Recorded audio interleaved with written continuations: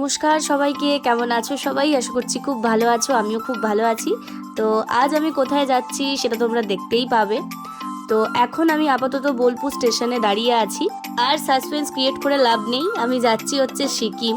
সিকিম আমার বাকেট লিস্টের একটা অন্যতম জায়গা ছিল, আর যেটাই আমি পূরণ করতে বেরিয়ে পড়েছি। আর এই দেখো, আমার সাথে রয়েছে আমার একজন বৌদি আর আমার ফ্রেন্ড আর দাদা, বন্ধু সবাই মিলে আমরা একসঙ্গে বেরিয়ে পড়েছি। এরপর আমরা উত্তরবঙ্গ এক্সপ্রেস ট্রেনে চাপবো। তোমরা দেখতেই পাচ্ছ আমার থেকে আমার লাগেজ বেশি হয়ে গেছে। তো আমাদের বর্ধমান থেকেই ট্রেন ধরার কথা ছিল, কিন্তু যেহেতু আমরা বর্ধমানের টিকিট পাইনি, সেই জন্য বোলপুর স্টেশন থেকে টিকিটটা কাটা হয়েছিল।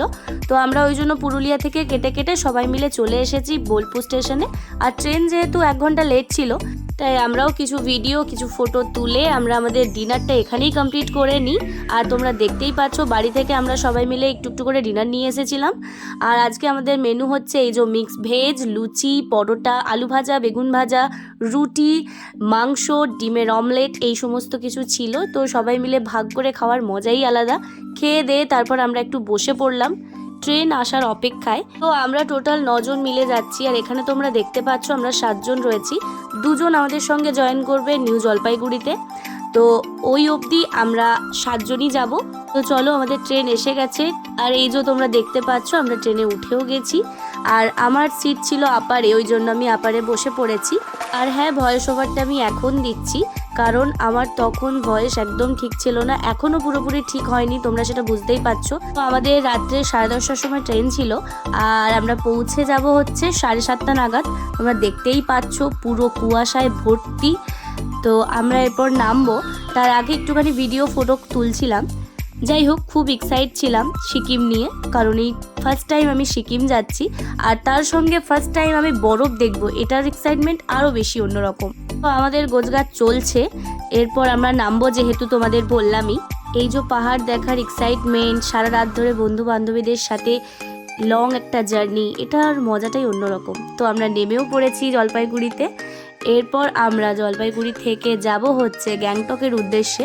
তো আমরা যেহেতু ট্রাভেল এজেন্সি আগের থেকে বুক করে নিয়েছিলাম, ওই জন্য আমাদের বেশি আর দাঁড়াতে হয়নি। আমাদের ট্যুর গাইড থেকে গাড়ি পাঠানো হয়েছিল, সেই গাড়িতে আমরা চেপে পড়েছি। আর হ্যাঁ, আমাদের ট্রাভেল এজেন্সির নাম হচ্ছে দ্য ভ্যাকেশন কানেকশন। তোমরা চাইলেই কন্ট্যাক্ট করে নিতে পারো, আমি স্ক্রিনে তোমাদের নাম্বার শেয়ার করে দেবো। তো সবাই মিলে বকবক করতে করতে ফাইনালি আমরা পাহাড়ের দেখা পেয়ে গেলাম। আজ 2 বছর পর আমি পাহাড় দেখছি, কারণ হচ্ছে আমি দার্জিলিং গেছিলাম আজ থেকে 2 বছর আগে, সেই জন্য 2 বছর পর আমি পাহাড় দেখছি। আর এই যে তোমরা দেখতেই পাচ্ছ তিস্তা নদী, তিস্তা নদীর ওপর দিয়ে আপাতত আমরা এখন যাচ্ছি। তো তোমরা আশা করি কম বেশি সবাই জানো যে জলপাইগুড়ি থেকে গ্যাংটকের রাস্তা খুবই বাজে। আর সব থেকে বাজে রাস্তা হলো নর্থ সিকিমের রাস্তা খুবই রিস্কি আর খুবই বাজে। এখনও রাস্তার অনেক জায়গায় কাজ চলছে, কারণ সিকিমে প্রায়শই ধস নামে, যার জন্য রাস্তা বারবার খারাপই হয়ে থাকে। তো চলো, তোমরা এখন রাস্তার ভিউটা এনজয় করো আমার সঙ্গে।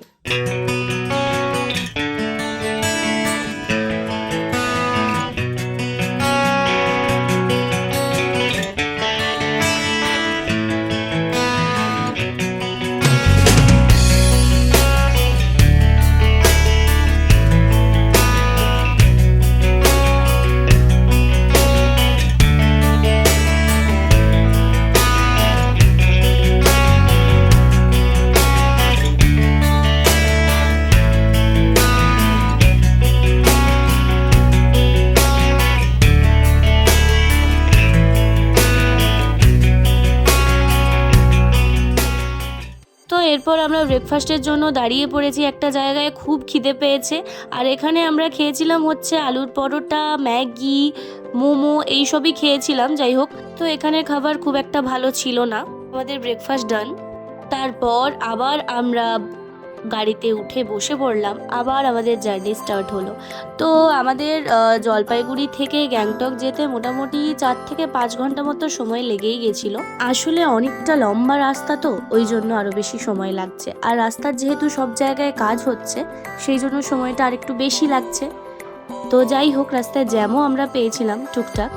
তো যেহেতু সকাল টাইমে বেরিয়েছিলাম ওই জন্য খুব একটা জ্যাম আমাদের ফেস করতে হয়নি। গ্যাংটক ঠিক 38 কিলোমিটার দূরে রয়েছে। আমি এই পুরো ট্রিপে বাড়ি থেকে সর্দি কাশি সব নিয়েই গেছিলাম, ওই জন্য পুরো ট্রিপেই আমার সাথে এই সর্দি কাশিটা রয়ে গেছিল।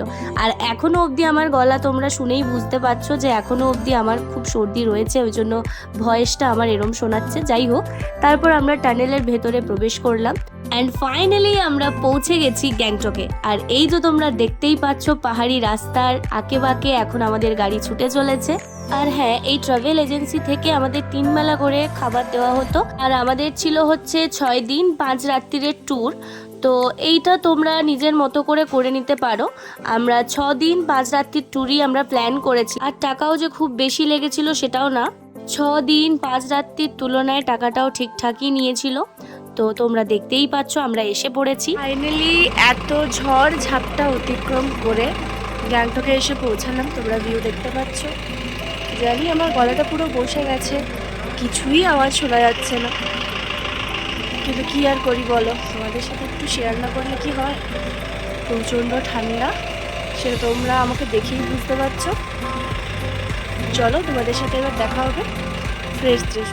এই ছিল আমাদের হোটেলের খাওয়ার জায়গা, এখানেই আমরা খেতাম।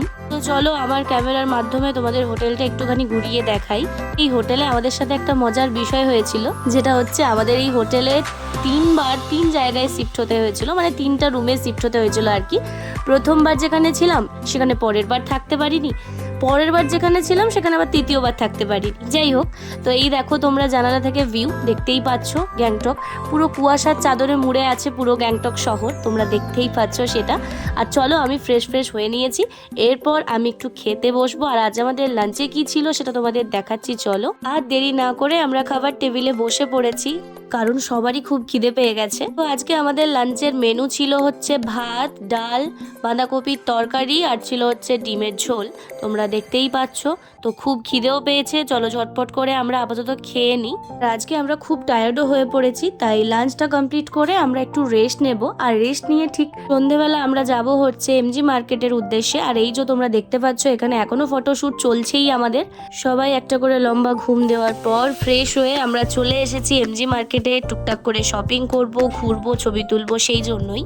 দার্জিলিং এর মেল রোড আর এই যে গ্যাংটকের এমজি মার্কেট দুটোই সেম। তবে কি বলতো, গ্যাংটকের এই এমজি মার্কেটের দাম কিন্তু বেশ ভালো, মানে খুব বেশি দাম নিচ্ছে এরা। দার্জিলিং এর যেরকম একটা অ্যাফোর্ডেবল প্রাইসের মধ্যে আমরা পেয়ে থাকি সমস্ত জিনিস, গ্যাংটকের এই এমজি মার্কেটে কিন্তু দামটা একটু বেশি। তো এখান থেকে আবার আমরা গেছিলাম হচ্ছে লালবাজার। এখান থেকে তোমরা ঠিক একটু নেমে যাবে, সিঁড়ি ধরে নেমেই তোমরা দেখতে পাবে একদম এমজি মার্কেটের একদম শেষ মাথায় রয়েছে এই লালবাজার মার্কেট। তো সেখানে প্রাইসটা তাও একটুখানি বলা চলে যে অ্যাফোর্ডেবল। তো যাই হোক, তো চলো তোমরা দেখতে পাচ্ছ এদের দুজনকে কি ভালো লাগছে দেখতে, তাই না?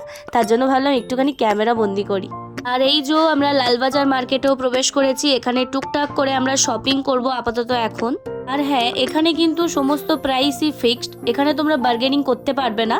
তো চলো আমাদের টুকটাক করে শপিং ডান, এরপর আমরা হোটেলে ফিরবো, ডিনার করে একটা লম্বা ঘুম, তারপর সকালে আবার জার্নি করবো আমরা লাচেনের উদ্দেশ্যে। তো ভিডিওটা এখানেই শেষ করলাম, খুব তাড়াতাড়ি দেখা হচ্ছে নেক্সট পার্টে, তোমরা চোখ রেখো কিন্তু।